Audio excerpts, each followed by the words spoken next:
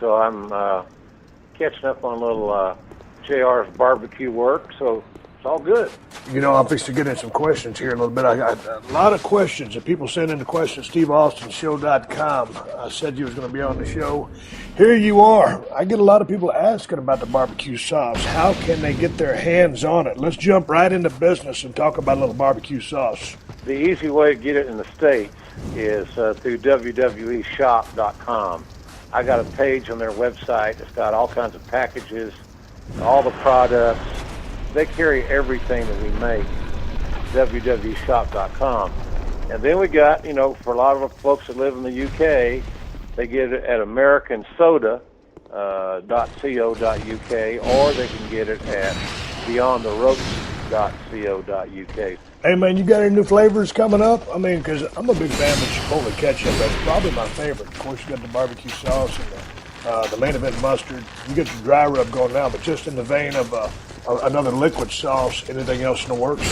Yeah, we're working on a hot sauce that's really healthy and really clean, a lot of big flavor, and we're also working on a very clean barbecue sauce for diabetics, people with health issues.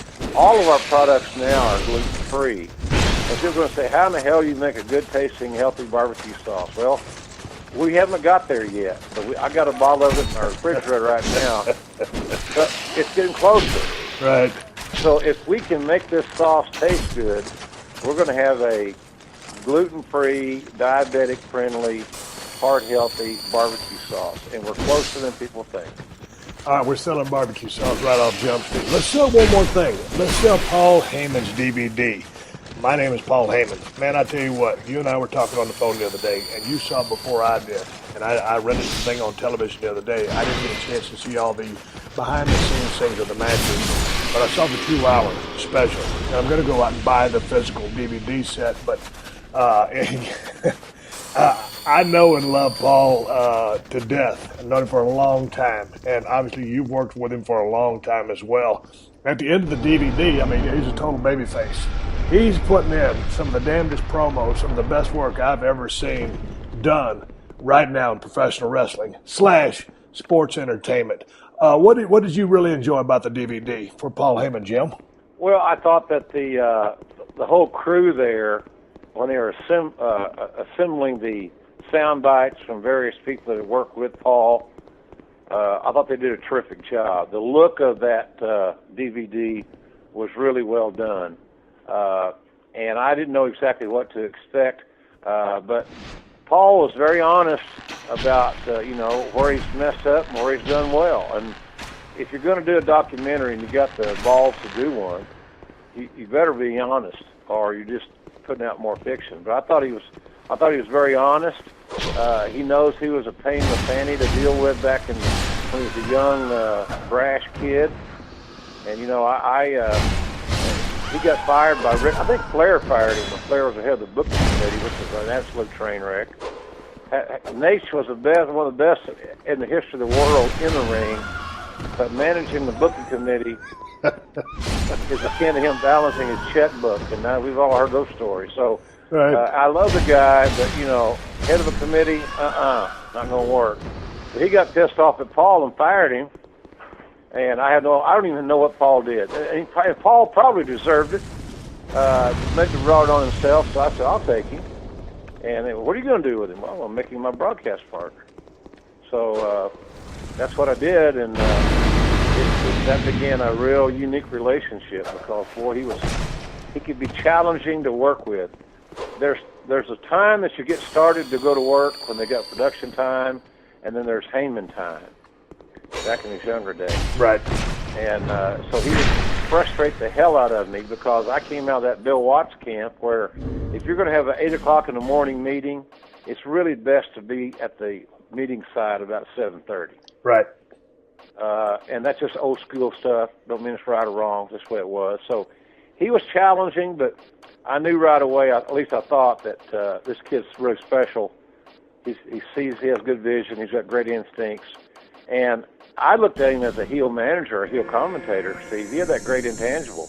His TV persona was easy to dislike. 100%. Easy. He didn't have to go act. He didn't have to be somebody that he wasn't. He didn't have to be, create a character. He was just an embellished version of who he actually was, and who he actually was could piss you off just by going through the drive-through. He's always had that innate ability to get heat on himself. What was the difference in working with him back in the day in WCW, and then fast forward all those years to when you guys got back together when Lawler left, and you got teamed up in WWF? Well, he was on a real learning curve type thing in that first run, that WCW run. He was still learning how to get in and out of a segment and the basic fundamentals of broadcasting, words to use. I'd work with him on descriptors, adjectives, in other words, for a heel, and there was other adjectives for the same act you'd use for baby faces. There's an announcing science, and he got it, so that when he and I got back together, when Lawler left, we really kind of picked up where we left off, and he had all those experiences with ECW. He'd matured some, still had a little attitude, which is great, but we were better the second go-round, like WrestleMania 17, and then we were better then than we were even in those early days. And some of those days, I watched on the network because I hadn't watched any of those pay-per-views. I didn't watch them back. We did all right, both of us working together there. So, but he's a brilliant son of a bitch, no doubt about it. And it just shows you where the business is, Steve, that there's nobody has the manager role, and he calls it an advocate. Right. Basically, it's a manager. He can call it whatever he wants. Yeah. But the business has let that go to hell. And one of the reasons he's standing out is because he's so damn good. Right. And the other reason is he ain't got a lot of competition in the marketplace. Right. And that's good to people. And I'm not knocking Paul. I mean, Paul's one of the best talkers ever in the history of the business, out of anybody from top to bottom. Yeah, and that's from me hearing it with my own ears for the last 40 years. So I'm not knocking Paul at all. Paul is a genius. But you got to admit that there ain't a whole hell of a lot of managers out there that are being used that are making a ripple in the water. Well, with that being said, other than the new gal that they've got in with Rusev, how come managers have fallen off? Just because now, with the fact that it's sports entertainment, they're a little bit more passe because the business has been exposed, and it's like, okay, we see through this, and now we really see through the managerial aspect of it. What's your take? I think that it's people in the wrestling business who don't want to be known as wrestling promoters.